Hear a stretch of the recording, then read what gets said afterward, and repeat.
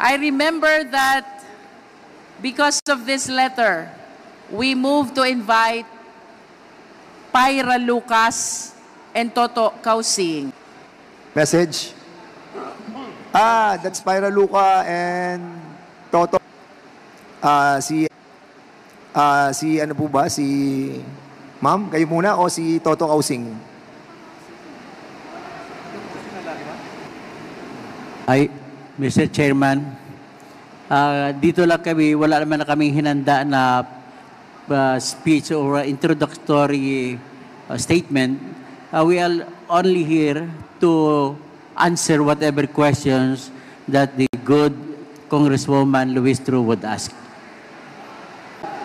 Yung isa, 2015, at meron po silang business permit sa amin sa munisipyo, but they insisted na sa akin daw po yun, kaya wala pong katotohanan yun, Your Honor. Sir, can you reply on that? Ako po ba, sir? Yes, kindly reply, Mr. Kausing.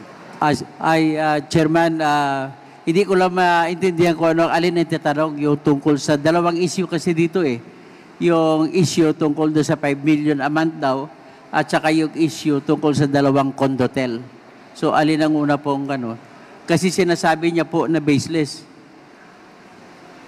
Ngayon, kung ang opinion ko sa dalawa sa akusasyon niya una, sa 5 million a month, wala po akong sinabi sa vlog ko na 5 million a month.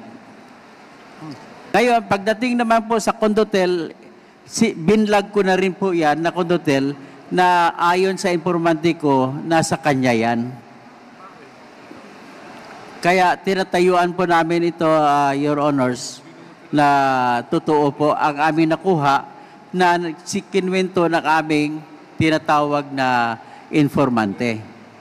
But of course, yan ang sinabi ng informant ko sa akin. At ang isa sa mga informante ko dito ay nag-identify niya sa sarili niya as isa siya sa nakatira malapit doon. At kinwento nga rin, nung pinapagawa yan, renovation, ay kinikwento na nagyabang pa nga si Mayor na siya na may-ari nun.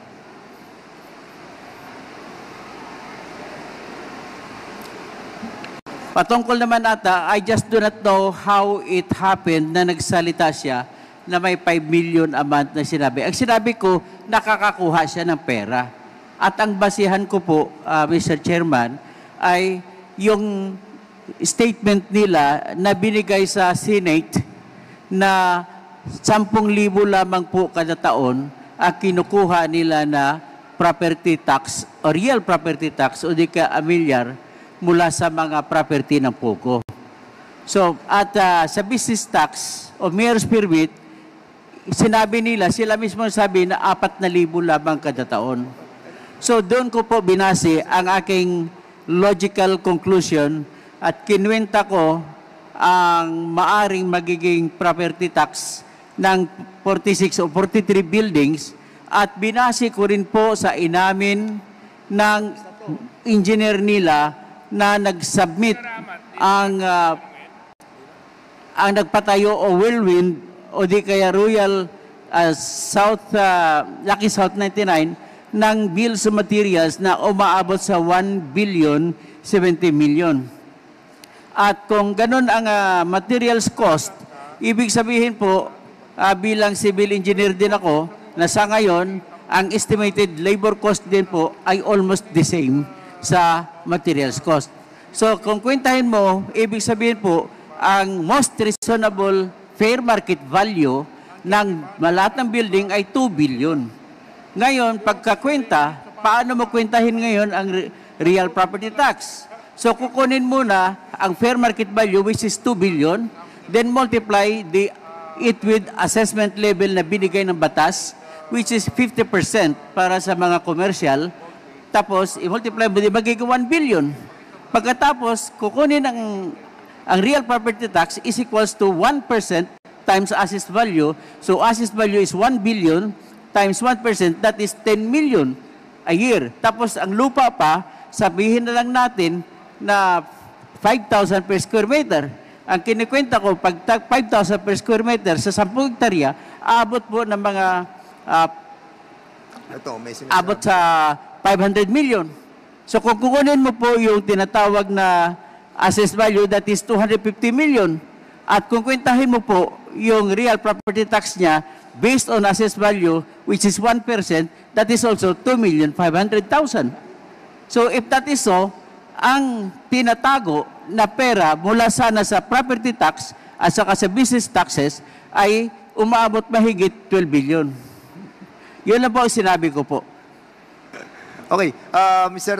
Chairman, kasi may nabasa ako dito from Mayor Capili, that Mayor JBC Capili has a house and lot worth 50 million near the Porac Pogo site.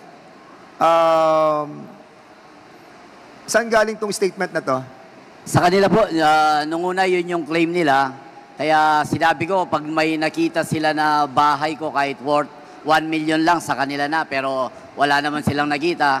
Then, yung condo na naman, pag nakita po nila, nasa akin po yun, sa kanila rin, I will sign an affidavit. Pag nakita po nila na nasa akin, sa kanila na rin po. Para maipakita po na talagang wala tayong tinatago. Kasi napakabilis po nilang magsabi na meron kang ganito, pero pag nakita naman nila na wala, parang wala lang sa kanila. Pero nasira na po yung pangalan mo. Una, sabi nila, sa akin daw yung lupa ng Pogo. Nung nakita naman na hindi sa akin, hindi man sila nag-apologize. Yung problem po sa lupa, 2017 may court decision na, 2019 pa lang ako naupo. Kine-claim din na ako yung kasabwat doon, 2019 pa lang po ako naupo. Kaya I don't know kung ano po ang may galit po ba sila sa akin para sirain nila ako ng ganito. Sana po, kasi po ako'y halal din ng taong bayan at siyempre I have to protect my leadership then as the mayor na hindi po pwede na sirain mo na lang ang isang tao without any proof na paano po ang aking pagkatao, Your Honor. Thank you. Is this true, Toto Kausing, that you have mentioned the 50 million pesos worth of house and lot in the property that he mentioned? And as well, kasi nakasulat dito mga luxury cars that binili na ni Mayor Capili. Totoo po ba na sabi niyo po yun? Mr. Chairman, mga sinabi ko rin sa vlogging ko na yung dalawang kondo, yun ang tinuturo doon sa 50 million na estimate. Estimate lang yun yung presyo ng buildings na yun. At with regard to the sports cars, sinabi rin po yun sa akin na informant ko. So ang sports car na sinabi sa akin na informant ko, meron siyang BMW, meron siyang Porsche, at meron din siyang luxury car na Toyota Land Cruiser na may bulletproof. So yan po ang aking mga sinabi sa akin ng informante ko. Well, if he denies it, then that is also his right to deny. Pero sa amin naman po, bilang vlogger, ay umaasa kami sa mga informante na nagbibigay po sa amin ng information at binabase ko rin sa katotohanan pagkatapos ko manood sa mga Senate hearings na kung saan ay maraming butas ang kanyang mga kinikwento. So kapani-paniwala po ang binigay sa akin ng aking informante. Ganun lamang po, Your Honor. Mr. Chair? Yes. I wish to invite the attention of Toto Kausing. You are being challenged by Mayor Capil. I understand and I do not discount the fact that iba yung beneficial owner, iba yung registered owner. But if you have proof to show na mayroon talagang pag-aaring condotel, luxury car, armored vehicle, just like what you are saying today, I hope you can show proof because the mayor has challenged you already. Pag may napatunayan ka daw, ibibigay na niya sa'yo. That is for the manifestation, Your Honor.